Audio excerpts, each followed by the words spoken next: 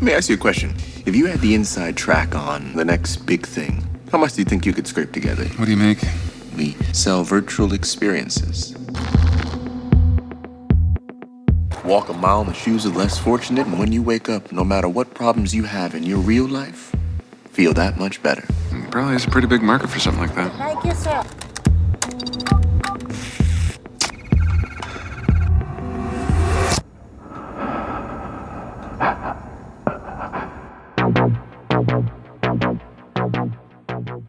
Hello and welcome to the Matt's Movie Reviews podcast. I'm your host Matthew Pejkovic and this is episode number 248.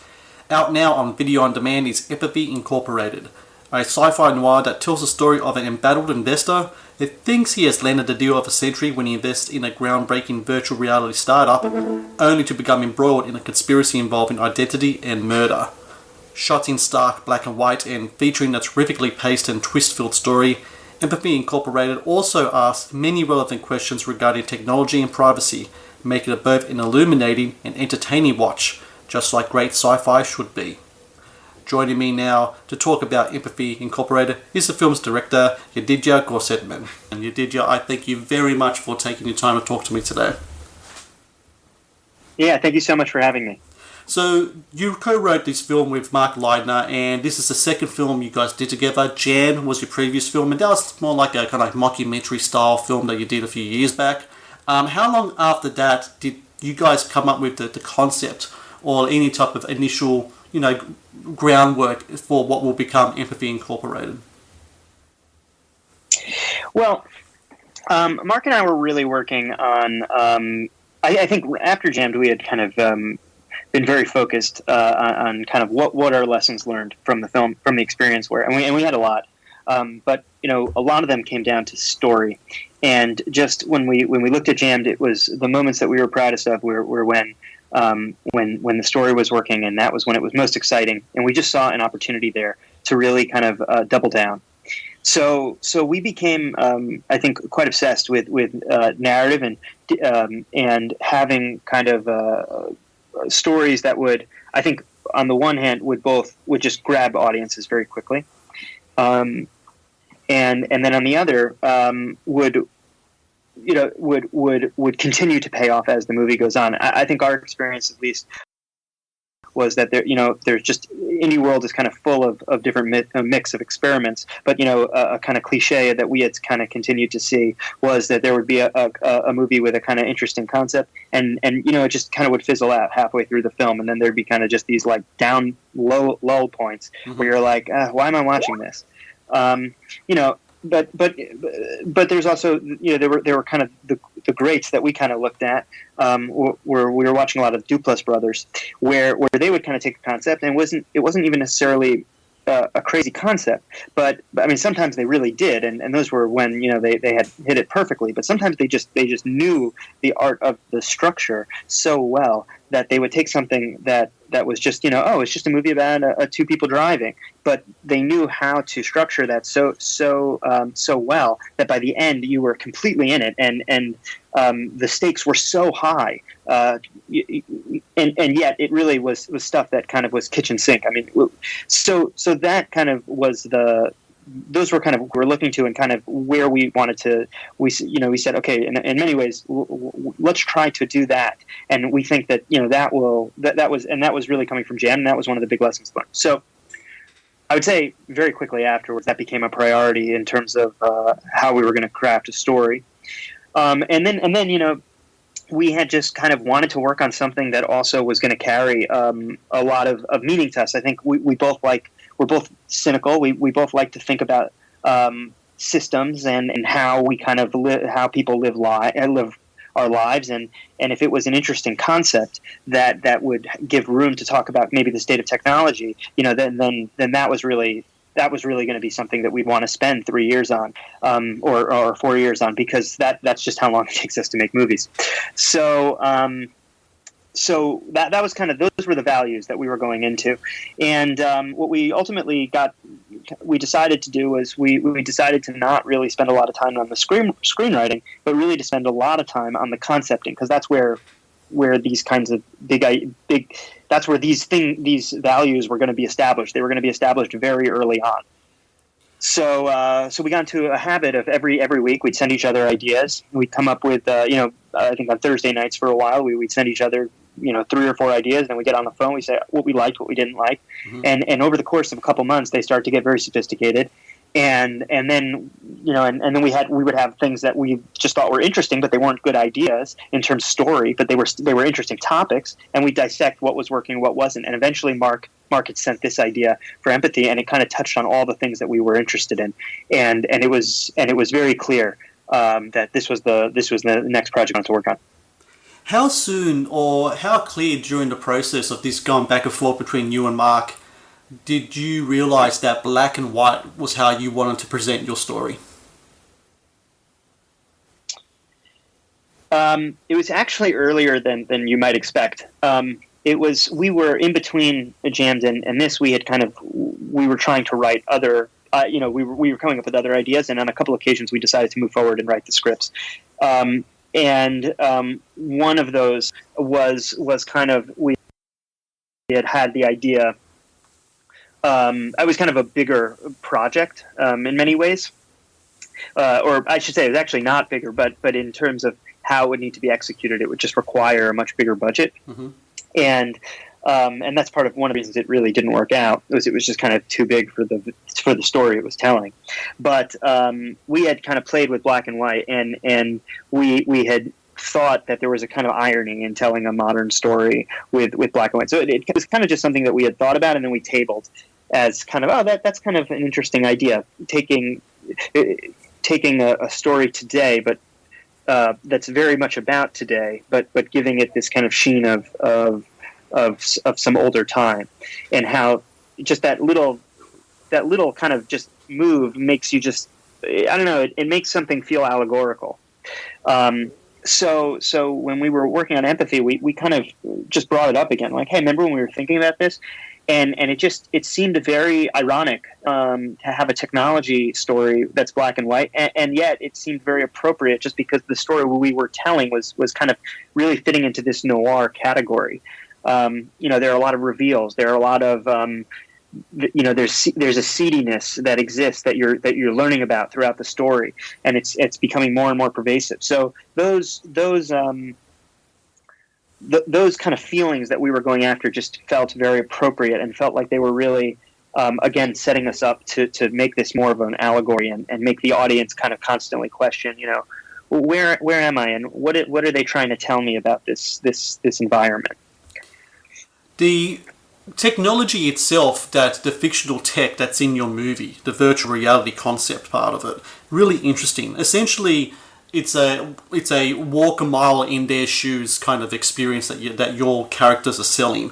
And I don't know what it's like over in the States. Here in Australia, we do have multiple occasions when CEOs of companies will partake in things like such as sleeping in the cold to kind of mark the plight of the homeless people. They'll do a night, they'll go out there, politicians and what have you, and I'm sure that the reasons they do so is good, but I'm sure there's also a thing, maybe perhaps guilt of their wealth or something might have something to do with it as well. When it came to creating the tech itself within your fictional world, what was it that influenced that part of it? Do you guys in the States have your own politicians to see you partake in those type of charitable events as well? Yeah, we certainly do. I think that the big thing, especially in Silicon Valley, that you hear is people say, we're going to change the world and we're going to do this, and there's something, I think. Look, there's something nice about that. I don't mean to just be cynical, but there's something very narcissistic about it as well. Yep. This idea that you even have the power to have that much influence is a narcissistic idea, and we were just, and I think that there are people out there who are Puritans. They really believe they're very altruistic, and they I don't know if it's everybody, but I think that there are also these characters that you see, and I think you're beginning to see it more. Where their altruism, or that you thought they had, and their narcissism are becoming very confusing. Those lines are being very blurred, and I think that was something that we just wanted to kind of poke fun at and explore ourselves.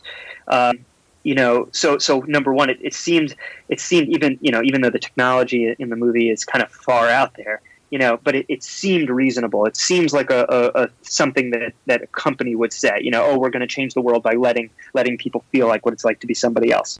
So that felt, I think, very, very true to what people are interested in today. But also, using a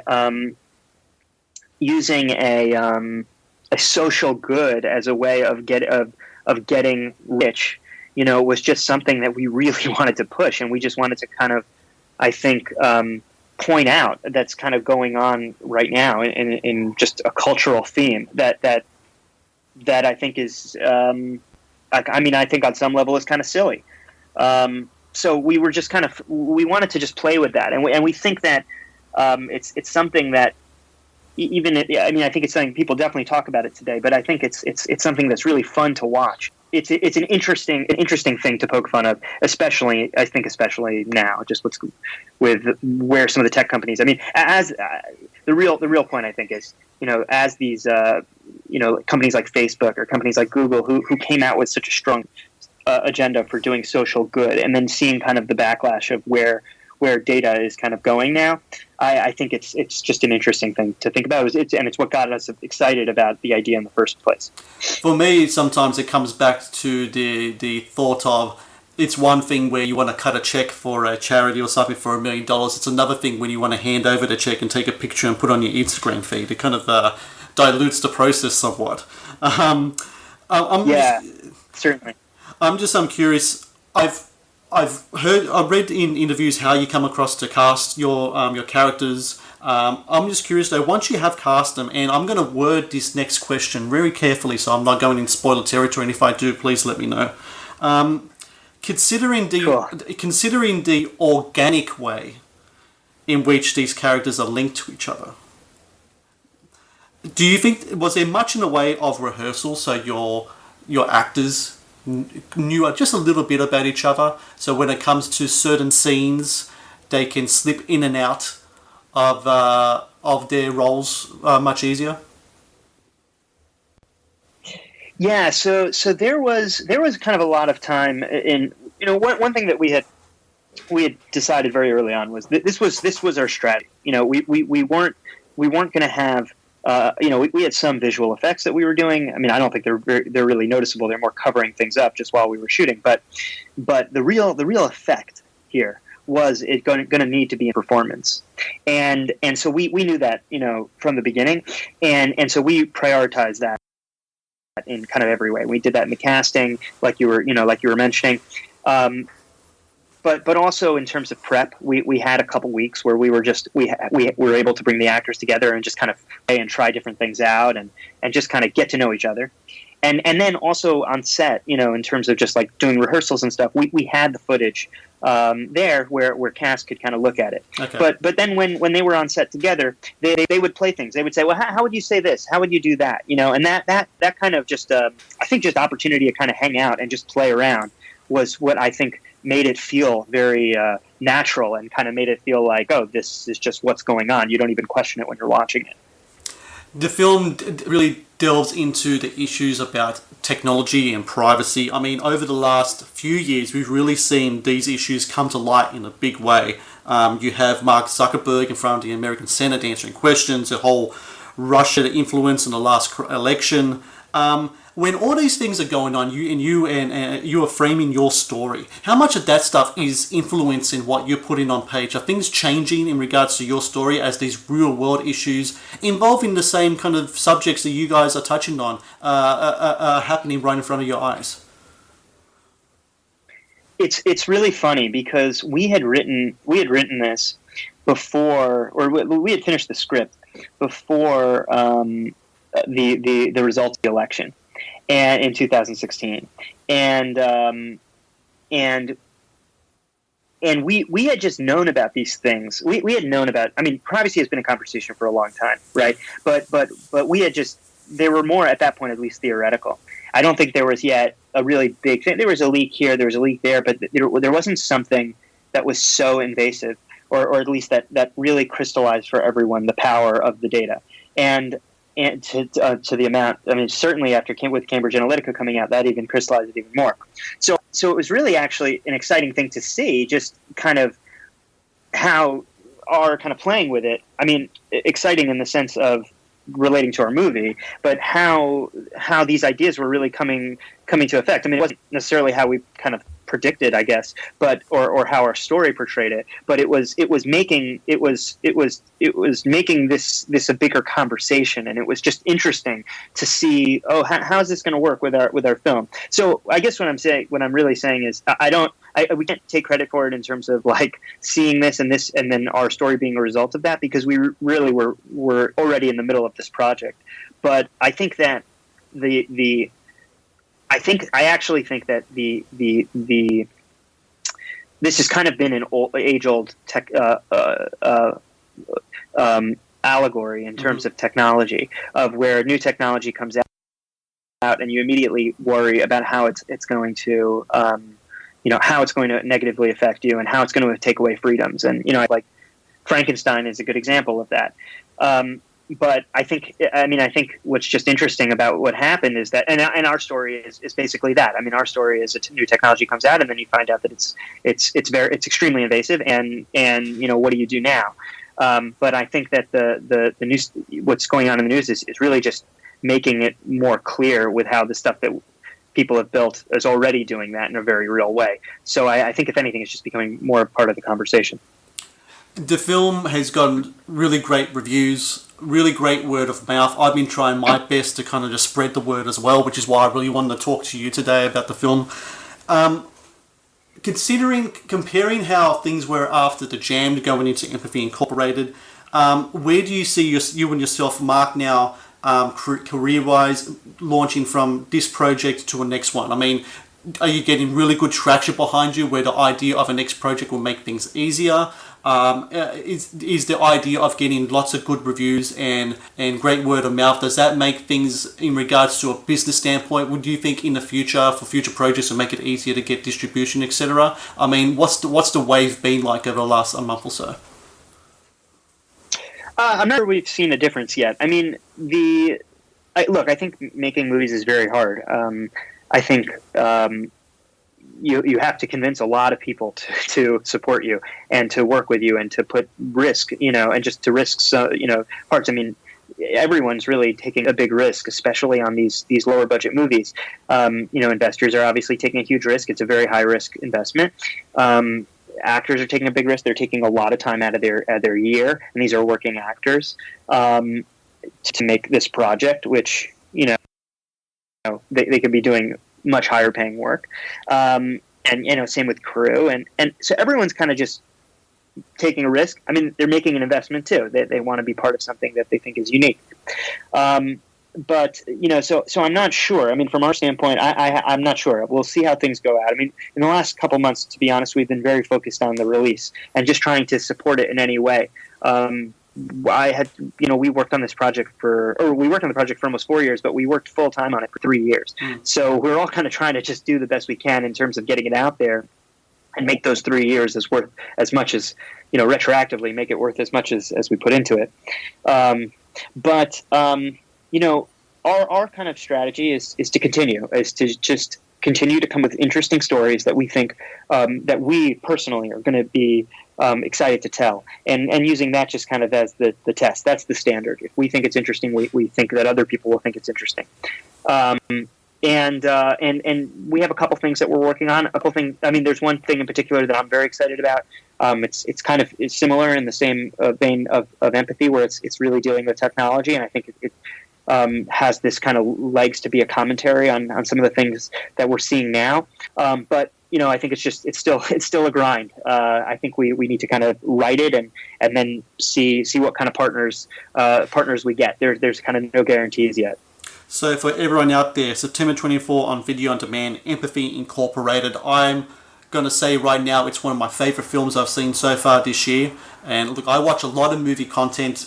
It could be big screen stuff, small independent stuff, and this film, Empathy Incorporated, stuck with me. I loved watching it. I watched it twice. I've seen it twice already. And I've been telling everyone, actually, even like local critics, if they can get their hand on it, to international people as well.